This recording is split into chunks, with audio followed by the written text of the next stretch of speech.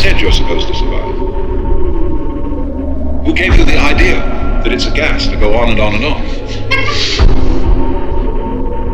And we can't say that it's a good thing for everything to go on living from the very simple demonstration that if we enable everybody to go on living, we overcrowd ourselves. That we're like an unpruned tree. And so therefore, one person who dies in a way is honorable because he's making room for others. And the panic that all life everywhere must be saved, although each one of us individually will naturally appreciate it when anybody saves our life. If we apply that case, you see, all around, we can see that it's not working. We can also look further into it and see that if our death could be indefinitely postponed, we would not actually go on postponing it indefinitely. Because after a certain point, we would realize that that isn't the way in which we wanted to survive. Why else would we have children?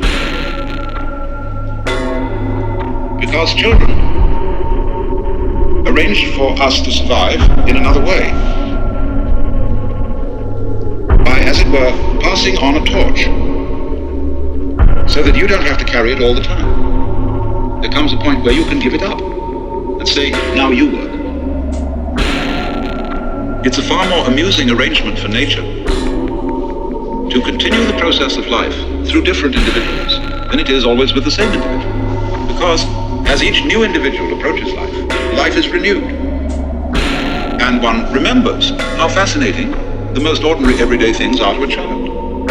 Because they see them all as marvelous, because they see them all in a way that is not related to survival and profit. When we get to thinking of everything in terms of survival and profit value, as we do, then the shapes of scratches on the floor cease to have magic. And most things, in fact, cease to have magic. So therefore, in the course of nature, once we have ceased to see magic in the world anymore, we are no longer fulfilling nature's game of being aware of itself. There's no point in it. And so we die. And so something else comes to birth, which gets an entirely new view. And so nature's self-awareness is a game worth the candle. It is not, therefore, natural for us to wish to prolong life indefinitely. But we live in a culture where it has been rubbed into us in every conceivable way that to die is a terrible thing. And that is a tremendous disease from which our culture in particular suffers. And we notice it firstly in the way in which death is swept under the carpet. This is one of the major problems in hospital work. When a family conspires with the doctor to keep from grandmother the knowledge that she is dying. Grandmother suspects that she is dying, but probably doesn't really want to know for sure. And her family talk with her in such a way as to say, well, it'll be you'll probably be getting all right in a few weeks. Won't it be nice to be able to do this, that, and the other? Because they have this funny feeling that it's important to build up courage and hope. And so they become liars, and a mutual mistrust develops. Because once you are playing the game on that level, you tend to play the mistrust on other levels.